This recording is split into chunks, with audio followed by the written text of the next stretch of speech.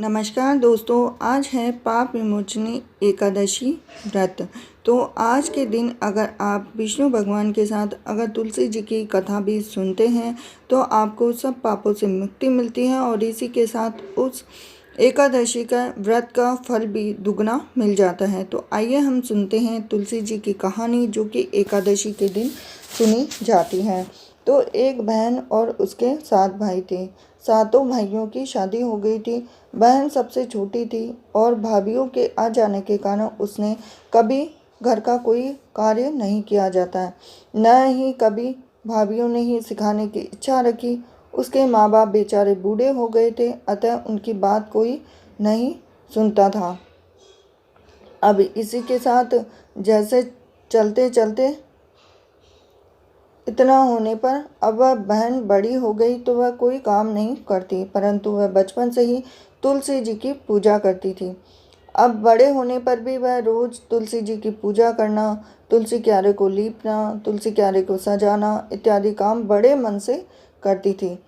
अब पर इन सब के कारण वो घर का काम नहीं करती थी, तो इस कारण उसकी भाभीयाँ खूब चिढ़ती थी। जब उसकी शादी होती है तो उसकी भाभीयों ने उसकी विदाई में उसे कुछ भी नहीं दिया, बस उसके साथ तुलसी जी और तुलसी क्यारा तोड़ कर रख दिया। उन्होंने कई सारे डब्बे बना दिए और इसके बाद उसे विदा कर दिया। अब रास्ते में सभी बारातियों के खाने का समय होता है तो वे एक नदी के किनारे रुक जाते हैं।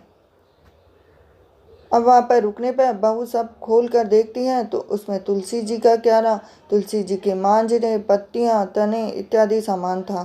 अब वह सोचती है कि मैं इन सबको क्या खिलाऊं, इससे तो अच्छा है कि मैं नदी में डूबकर ही मर जाऊं।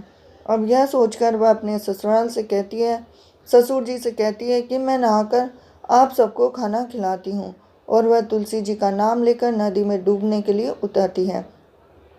तो इतने में ही तुलसी जी वहाँ प्रकट होती है। उनसे पूछती है कि तुम मरना क्यों चाहती हो।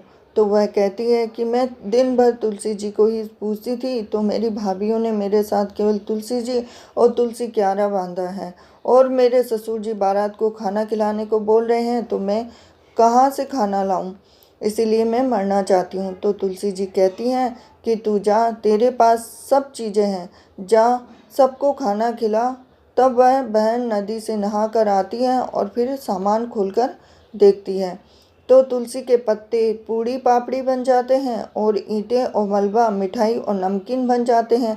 इसी तरह तुलसी की मांजरे और डाले जेवर और हीरे जवाहरात बन जाते हैं, और इसी तरह खूब सुंदर सुंदर कपड़े भी हो जाते हैं। इस तरह से कहानी अधूरी है तो पूरी करना, पूरी है तो इसका मान रखना। जय हो तुलसी मैया की। और इस दिन पाप विमोचनी एकादशी के दिन अगर तुलसी जी की कथा आप सुनते हैं तो उस कथा का फल आपको एकादशी के व्रत के फल के समान मिलता है। इस तरह से जिस तरह से उस बहन को टूटे वैसे सभी को टूटना।